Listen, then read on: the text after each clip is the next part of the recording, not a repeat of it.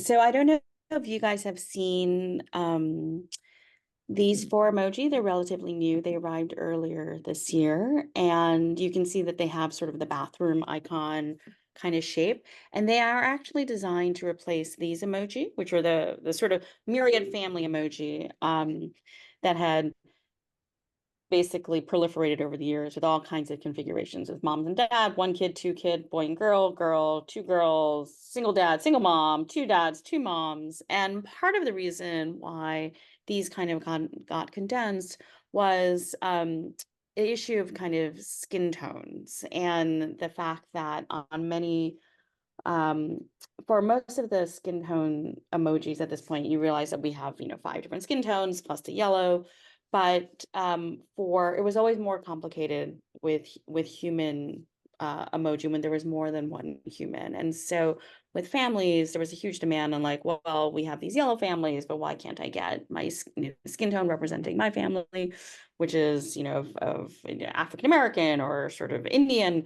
And what happened is there was sort of a concern that they didn't want to introduce skin tones until you could represent like multi skin tone families, in part because you don't want everyone to think that a family can only be of like one skin tone. So if you kind of do all the combinatorics out, Microsoft actually was one of the very few companies that did that, and you kind of get basically a combination of 52,000 diverse women, children, families. And the problem with that is that would basically overwhelm the emoji keyboard plus the families, and plus just sort of memory.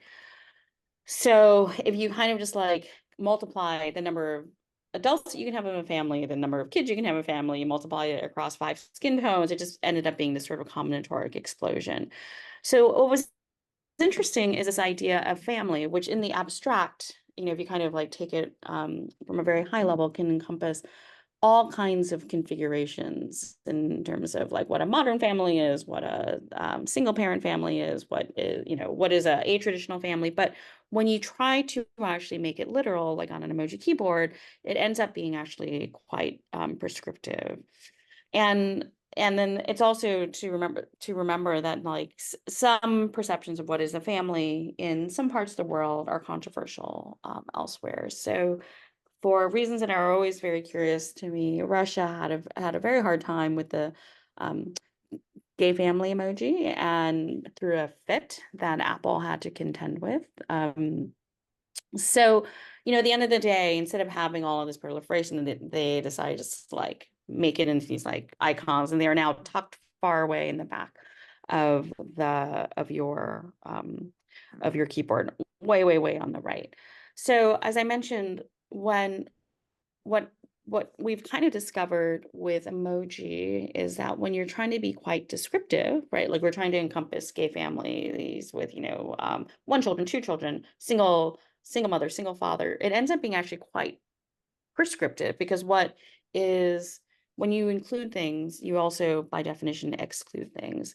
So one of the sort of interesting examples of like how we got here is the fact that, the original skin tone of humans on emoji keyboard, at least on Apple, which is sort of the dominant platform, and also later on Google, is that yellow was meant to be sort of a generic skin tone, in part because the original emoji came from Japan, and the way that actually the Japanese indicated sort of like race or like cultures is they had a couple of other things. They had a man with a turban, a Chinese like a man with like a little kind of cap, and those represented Indian men and Chinese people. And then there was sort of literally an emoji called blonde, which is supposed to represent Western people. And that emoji actually still exists. And then everyone else is sort of like generic. So basically you had Indian people, Chinese people, and blondes. And that was the way that the Japanese emoji keyboard, was the original keyboard, saw humans. So the problem with yellow, though, as a default skin tone, is that at least in popular culture, yellow kind of indicates white. I mean, that's partially because of The Simpsons, but partially because of, just the way that we've sort of interpreted it. And yellow was supposed to be originally sort of a generic, all-encompassing skin tone, meaning human. That obviously didn't work out. In fact, not everyone chose yellow. If you really dig into the archives, Microsoft, way back when, used gray as their way of indicating a generic human.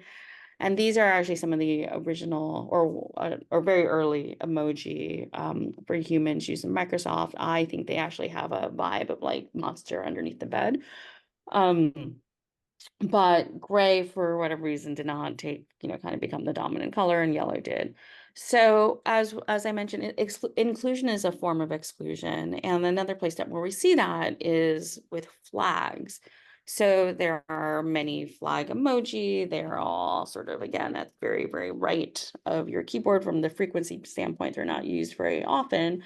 And so in 2022, there was, we had gone to a discussion of the past and future of flag emoji. So the interesting thing about the flag emoji from a Unicode perspective is that Unicode doesn't actually decide like what gets to be a nation with a flag. In fact, it just sort of relies on something the ISO 31661 standard, which is a list of internationally recognized two-letter country codes.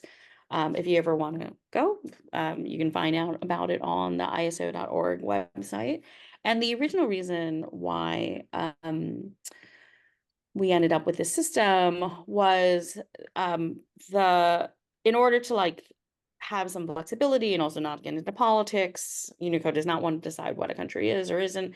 The way flag emoji are actually depicted is it's literally a flag and then the two-letter code after, right? So it's like US, UK, CN, IT. So what's really interesting about those letter codes is that they also have sub-regions. So you can get into, in this case, there is Wales, Scotland, and England actually were one of the few that got sort of like flags that are beyond, below sort of a country code level. And that we decided at a certain point that was a terrible idea just because of the proliferation.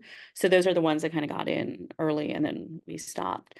But the thing about that is there are official flag emoji that are actually not ones that are associated with country code. So the Aboriginal flag, for example, in Australia is officially recognized as a flag of Australia, I think as of 1995. But because there's no country code associated with the Indigenous flag, then it doesn't kind of it doesn't show up on the emoji keyboard. And there are kind of cultures and peoples of the world that don't have a nation's, sort of state, like Kurdistan, which is, obviously a very large population of people across an contiguous kind of region, but don't have the two-letter code to sort of kind of create a flag emoji. And so at the end of the day, Unicode in 2022 decided like no more emoji flags, or sort of like halting it in part, again, because once you start including things, you start excluding things. So in terms of like what we do and don't mirror the world, one of the other kind of interesting issues is about vendor consistency. So in one of the ways that vendors such as Google, Apple, Microsoft, Facebook, or Twitter, or now X, kind of have an impact is like what they will and won't allow on the emoji keyboard. So in 2015 to 2016, you guys might remember there used to be a gun or a revolver emoji.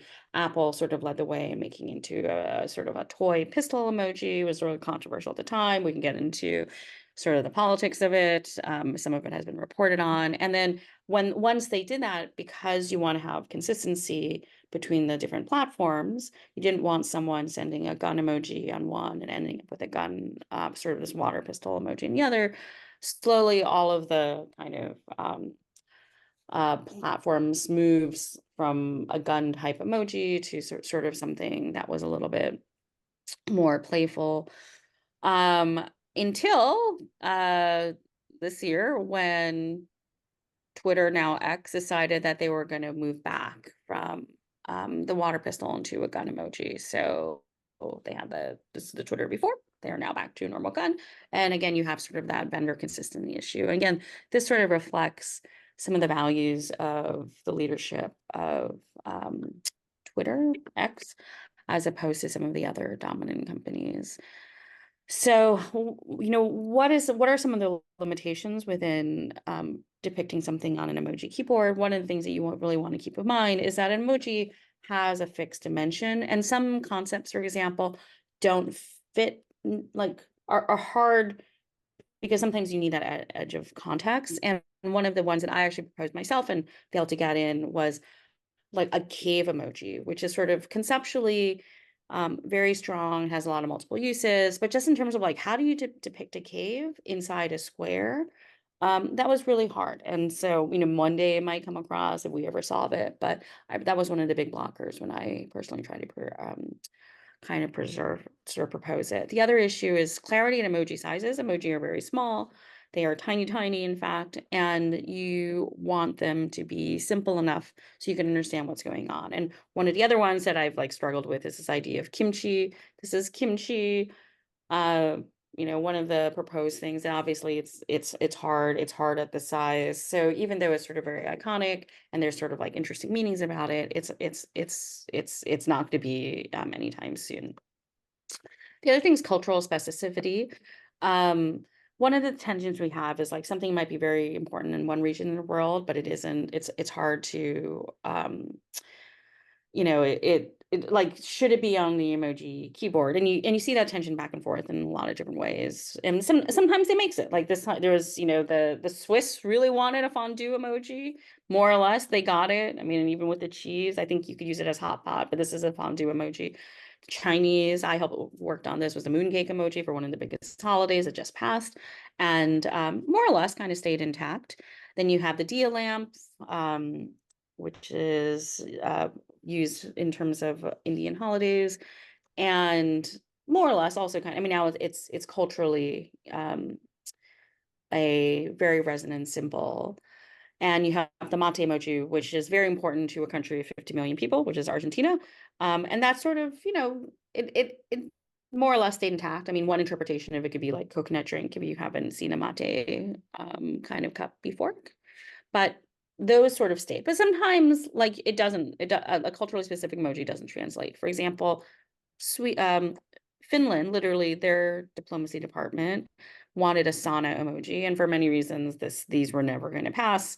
They're, first of all, naked, and then it's just a very complicated emoji. So after a lot of debate, transformation back and forth, they basically became like person in steamy room. So they went from sauna to basically someone coming out of a shower. So you can kind of see like how you might want something very specific, but in some cases culturally it becomes sort of genericized so that it works across the world.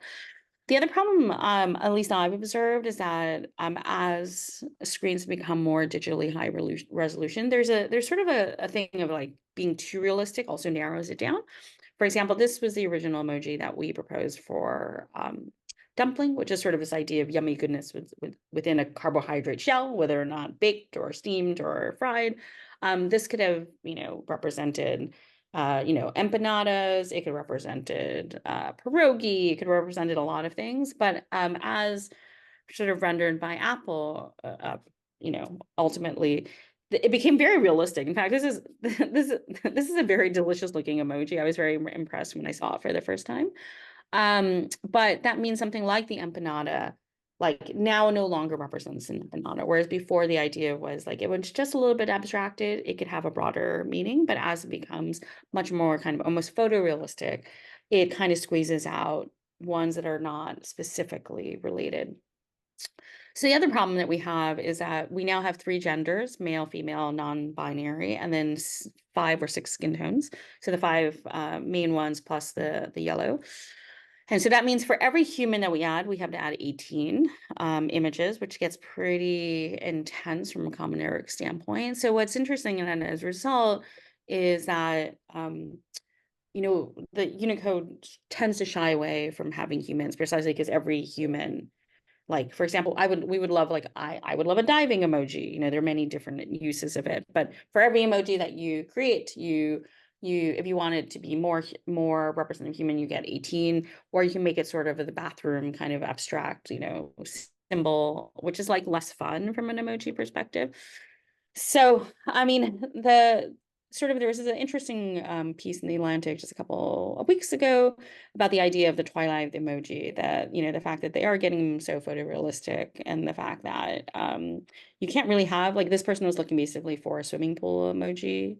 And we, because we already had swimming, don't have yeah, we're not going to get a swimming pool emoji, also because it doesn't work on emoji sizes, and also because it it has edge of frame issues, just like certain things won't become emoji. And as a result, you know, it's like, is it our sort of the usefulness for emoji coming to the end? But what is interesting also separately is just a while back, Apple kind of proposed or announced they're not going to roll it out immediately. So this idea of Genmoji, where you can tell your AI what emoji you want. This might also kind of deal with the, you know, the Clymoji issues. You can tell what you want. But, you know, you could do a T-Rex wearing a tutu on a surfboard. Do you really want that? I don't know. You know, but you can make it into little images, and you can send it inline, at least within iMessage. You know, you can get things like a lox bagel, squirrel DJ, smiley, relaxing, wearing cucumber on their eyes. You know, this is a way for people to have more granularity over what they convey in sort of little pictorial like images that are combined with text. I I'm curious where that will lead, in part because I think one of the interesting things about emoji, and the reason that it's resonated, is that it is very much a curated. Like, you have to kind of work with what you want within that the within an emoji keyboard. So that is why we have like eggplants and peaches taking on other meanings. And once you kind of lose that constraint, I'm just, you know, curious, like, the stickerification of emoji, if that will resonate. And if you have any questions, that is me.